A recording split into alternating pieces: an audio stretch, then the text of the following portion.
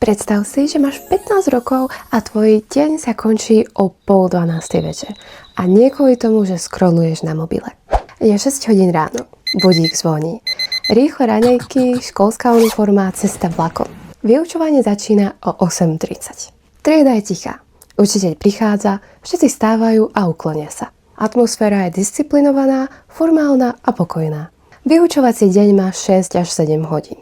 Medzi nimi nie je chaos. Väčšina vecí funguje kolektívne. Kyusoku, teda obed, sa často jedáva priamo v triede.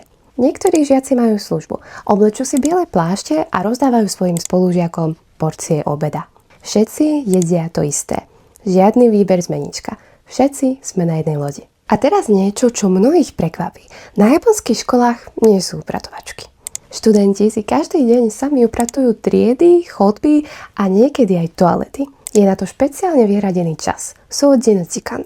A nie je to trest. Buduje to zodpovednosť a rešpekt k priestoru, v ktorom sa nachádzame. Po škole väčšina študentov nejde domov.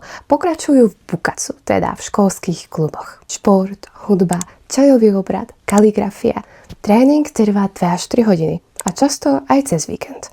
Koniec okolo 6. Chcel by si už ísť domov? Je mi ľúto. Ak sa pripravuješ na príjmačky, musíš ísť ešte do ďuku. Súkromnej doučovacej školy. Tam stráviš ďalšie 2 až 3 hodiny učením sa a robením testov. Prijímacie skúšky sú totiž extrémne konkurenčné a závisí na nich tvoja budúcnosť. Je 9 hodín večer.